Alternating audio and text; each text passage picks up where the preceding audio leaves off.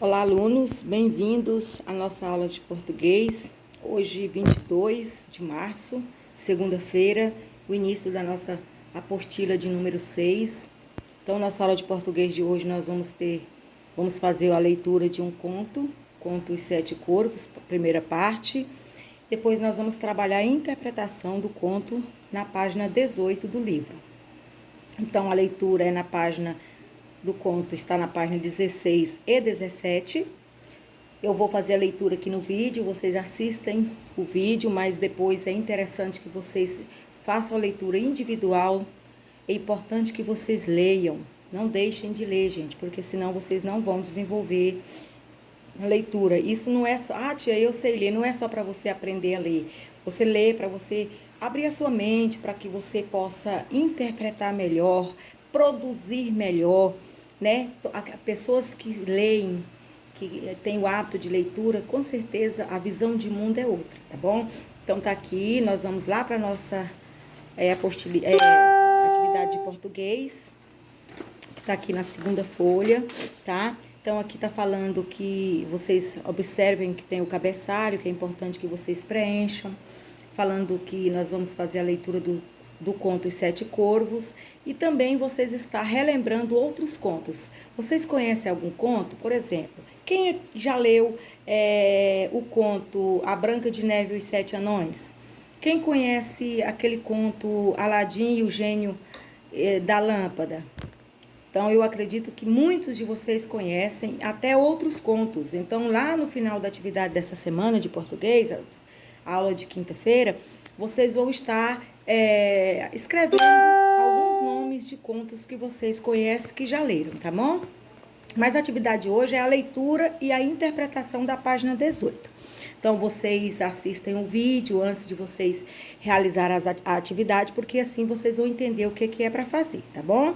Lembrando que todas as atividades que são realizadas no livro ou nos livros, tanto de português, de matemática e de ciências, vocês terão que me mandar a foto no meu PV, no meu privado. A foto, gente, não precisa necessariamente você me mandar na hora que você termina a atividade. Tem gente que gosta, tudo bem, eu não me importo. Mas às vezes eu percebo que às vezes a pessoa fica preocupada em ter que mandar naquele dia. Você tem até o dia da devolutiva da atividade para me mandar a foto. No caso, essa apostila, a devolutiva das atividades, é até o dia 29, próxima segunda-feira. Então, até lá você pode me mandar a foto, tá bom? Não pode passar desse dia. Então, vamos lá. Vamos pegar aqui o livro, né? Abrir o livro nas páginas 16 e 17. Página 16 e 17. Onde está o conto Os Sete Corvos, primeira parte, porque esse conto ele tem duas partes, ele tem a parte 1 e a parte 2. Nós vamos fazer a leitura da parte 1 e logo, né, mais algumas aulas a mais, nós chegaremos na parte 2 do conto, onde vai finalizar a história. Nós vamos entender o final da história. Então, aqui, o conto é um conto de encantamento, ou seja, vai acontecer algo durante o conto que as pessoas vão ser encantadas. É claro que isso não é real, né? Os contos, eles podem ser uma história real ou pode ser uma história de encantamento, tá? Para mexer com a nossa imaginação, para nos trazer uma forma de pensar, de refletir sobre aquela situação, mas que não é real. Então, vamos lá. Os Sete Corvos, parte 1. Havia certa vez um homem que tinha 7 filhos e por último teve uma filha. Embora a menininha fosse bastante bonita, era tão fraca e miúda que todos julgaram que não fosse viver, resolvendo de pronto batizá-la. Então o pai mandou um dos filhos correr até a fonte para trazer um pouco d'água para o batismo. Mas os outros 6 foram correndo com ele. Cada um queria ser o primeiro a pegar a água. E estavam todos com tanta pressa que deixaram suas jarras caírem no poço. Assim, lá ficaram de pé como tolos, olhando um para o outro sem saber o que fazer. Neste meio tempo, o pai ficou inquieto e não podia imaginar o que fazia os jovens demorarem tanto. Certamente, pensou, os 7 se distraíram com algum jogo ou brincadeira.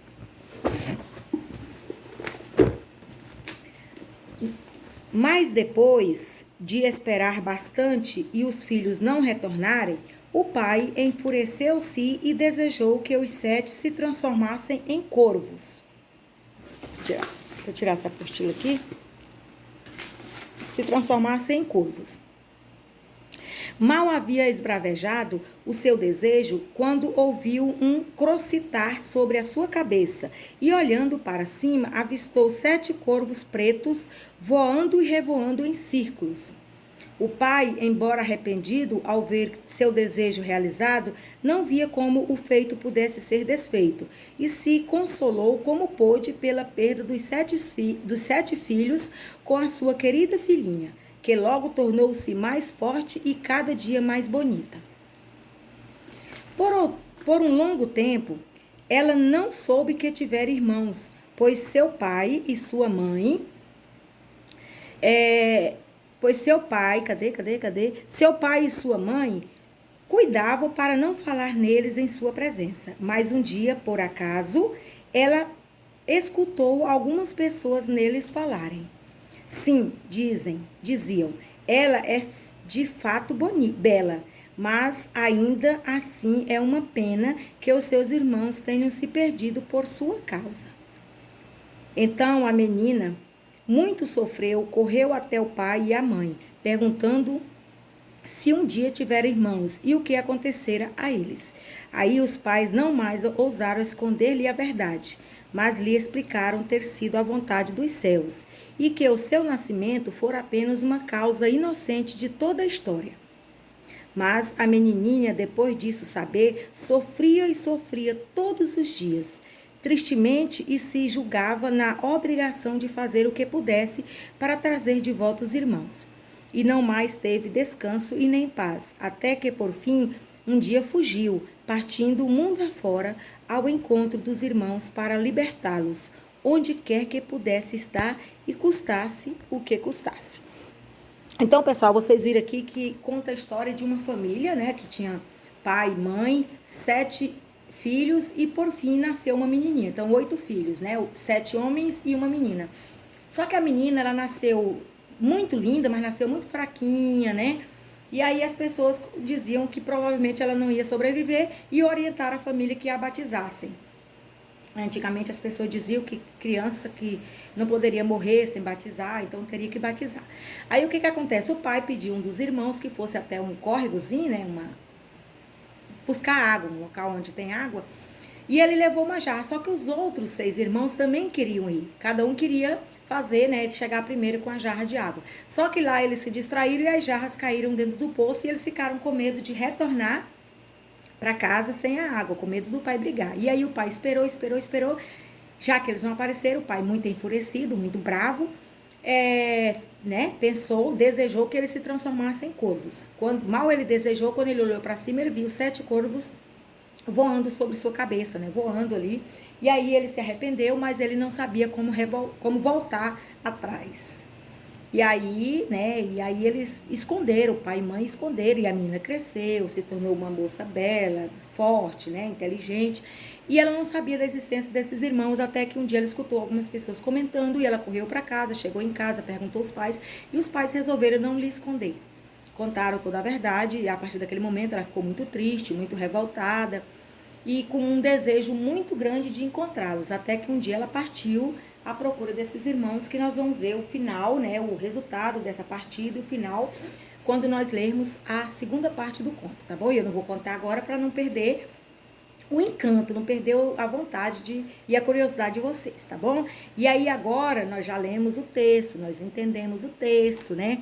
Sabemos quem são os personagens da história, que é o pai, a mãe, os 7 irmãos e mais a menininha, que é a irmãzinha, né? São os personagens da história.